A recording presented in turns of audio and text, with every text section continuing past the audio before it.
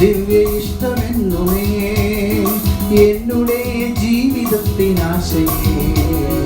നാളെന്നും ക്രൂശെടുത്തു ഞാൻ പാദനിഷ്ടം നിറവേറ്റുമേ.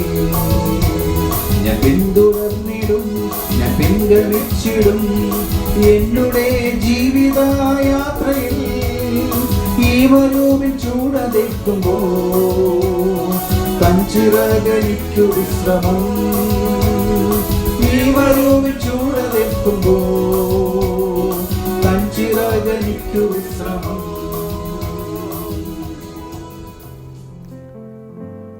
ദൈവനാമത്തിന് മഹത്വമുണ്ടാകട്ടെ. ഇന്നത്തെ പ്രഭാത ധ്യാനത്തിനായി 37 സങ്കീർത്തനം 2 വാക്യം. അവർ പുല്ലുപോലെ വേഗത്തിൽ ഉണങ്ങി പച്ചച്ചെടി പോലെ വാടിപ്പോകുന്നു. ദൈവികമല്ലാത്ത മാർഗങ്ങളിലൂടെ അഭിവൃദ്ധി നേടുന്നവരോട് അസൂയപ്പെടാൻ ജീവിതം നമ്മെ പലപ്പോഴും പ്രലോഭിപ്പിക്കും. ആളുകൾ മറ്റുള്ളവരെ വഞ്ചിക്കുന്നതും കള്ളം പറയുന്നതും അടിച്ചമർത്തുന്നതും നാം കാണുന്നു.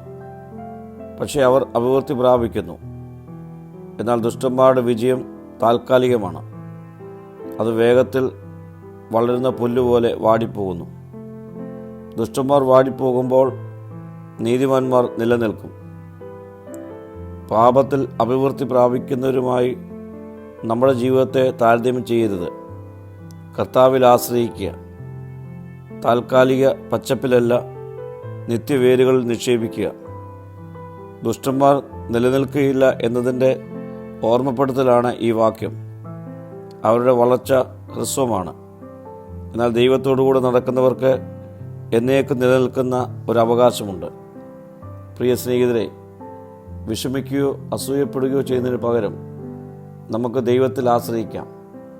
നമ്മുടെ വഴികൾ കർത്താവിൽ സമർപ്പിക്കാം.